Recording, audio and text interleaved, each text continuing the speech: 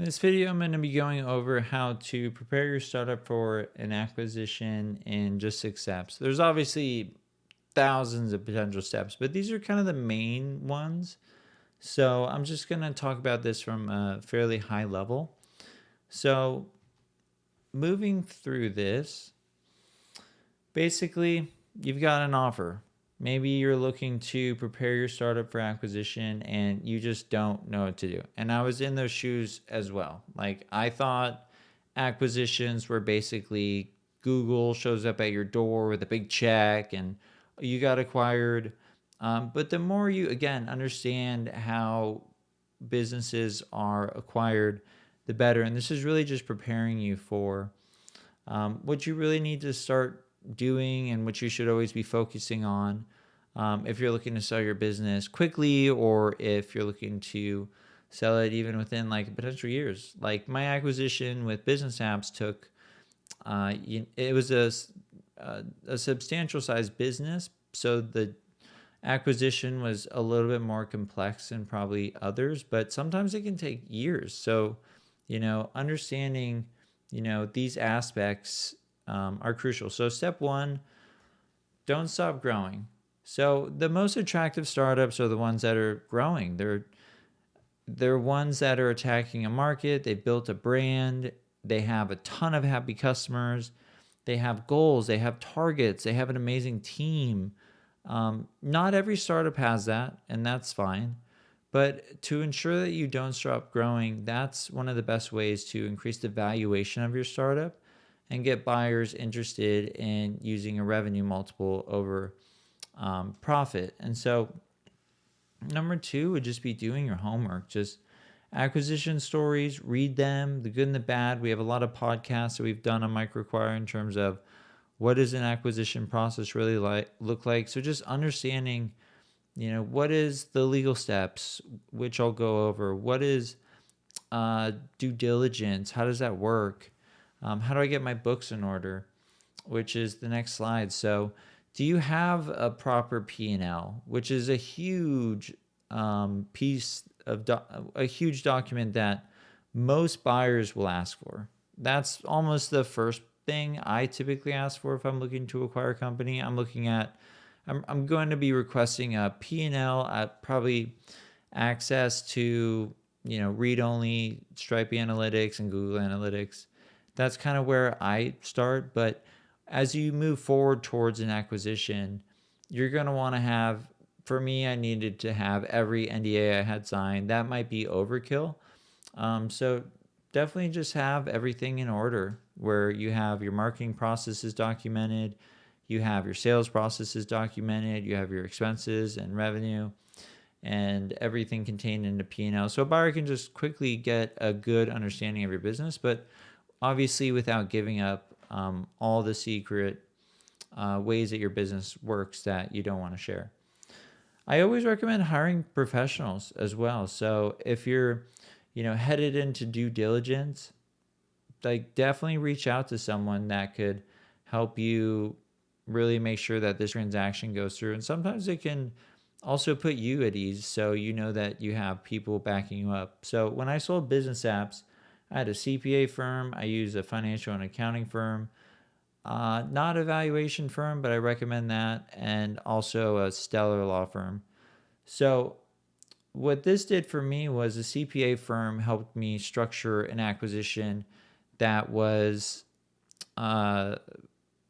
it was the best structure we could do to optimize taxes. Like when you go to sell a business, like do you know anything about the tax difference between, an asset sale or a stock sale?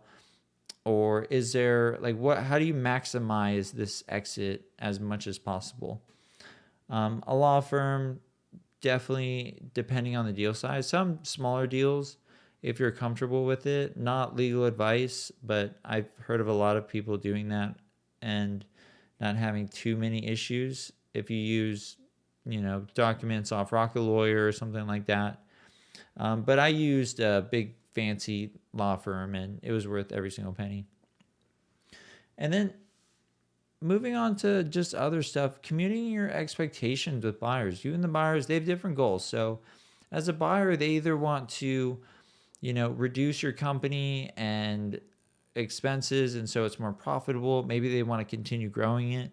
So understanding what your expectations are in terms of, valuation, how's it going to operate afterwards, just getting on the same page with a buyer can really make the difference in helping an acquisition close. So when you communicate your acquisition expectations, these are some ones that I thought of. Are you staying on board? What are your role and responsibilities? Will you have any say in decisions? If you're selling 100% of the business, you will not. How will your product mesh with the buyer's offering and strategies? Is this how you see your product being used? And if your expectations don't align, it may not be a good fit for you. So definitely speak to buyers about these things, because they can be important. For example, the private equity firm that I sold Business Apps to, Business Apps is still active today. I built a mobile app on the platform today, not today, but a month ago, and it's fantastic. And so that was important to me, to have something I had worked on for 8 years to be alive in a few years. And I sold that business 3 years later, and it's still going strong today. Depending on who you're selling to, if you're selling to a strategic buyer, this applies the most, but looking for a culture fit, even if you're doing a transition plan, if you're doing like an earnout, like, can you get in, can you work at the company for a period of time? Or are you the type of entrepreneur that immediately needs a clean break?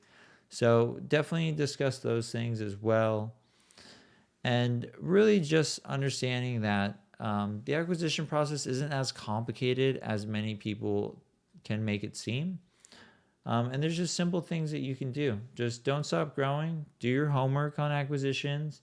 Get your records in order.